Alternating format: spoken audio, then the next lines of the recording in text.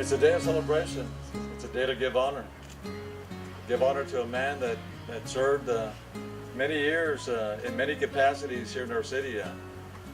It's very noteworthy, as you know, he served 20 years as a city councilman. But beyond that, he was very active in the community. I knew Mr. Guerra. I knew him as a hardworking man. He had his gasoline stations. He was known as a man that didn't mind getting his hands dirty, as you know.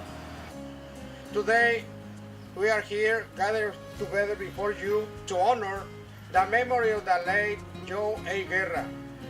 Joe was always a man with a great heart, a man of compassion.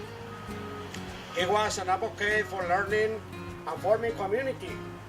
His name will now grace such a place here in his hometown.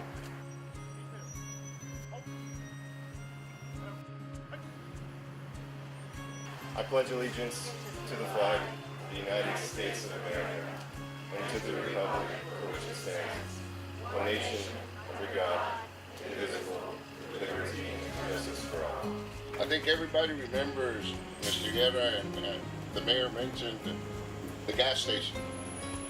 And if any of you remember going back, that was one of the first gas stations that had cold water, refrigerated water.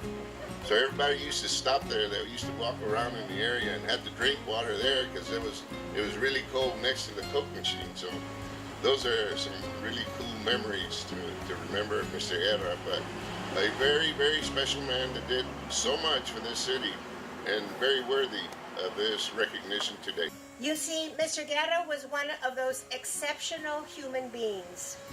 Jose Antonio Guerra, born in 1934, served his community as a councilman for District 4 between 1970 and 1982. He served District 6. He served many mayors, including myself, between 1998 and 2002. But it was the time I spent with him at the station that I learned about his passion for his community. I also learned that he was so much a Republican that he was often called a Republican political activist. This mild-mannered man, who would know? But the party was smart back then. They recognized his dedication and asked him to recite the Pledge of Allegiance at the Republican convention in the year 2000. Can you imagine? You know, at first, when the family or Councilmember Belmares approached me about naming a building for after former Councilmember Guerra, there was another building that they wanted named after him, and I convinced them. I did my best salesman job to let them know that a library, I think, was appropriate. And if you think about it, libraries are named after presidents. And the fact that he was such an avid reader, and the fact that we have the amount of the turnout and the distinguished guests that are here right now, I think it's appropriate that we have this library named after Councilmember Joe Guerra. This building is such an appropriate building to have been named after him. Because if you knew our father, as the mayor just stated, he loved to read and always open to learn new things. He was all about education.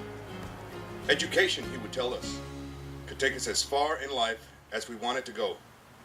And boy, did it take him far. We thank God for having given us such an incredible and humble person as our dad. We learned many things from him, many of which have had a tremendous impact on each and every one of our lives.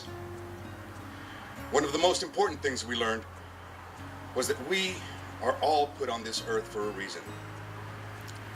I could live 10 lifetimes and not do 1/10 of what that man did. But we all have a purpose in life.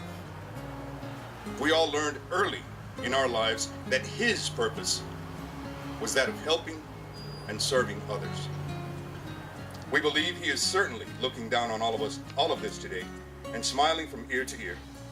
And not because of all the attention he received for everything he was able to accomplish throughout his life.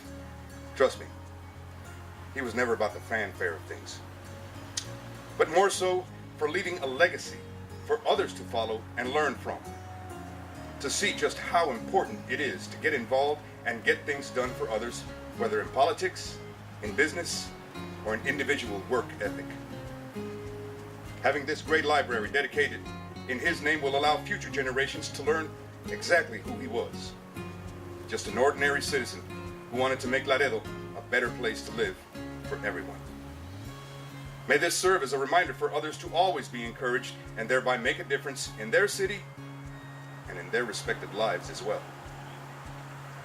From the bottom of all of our hearts, again, a most sincere and profound thank you.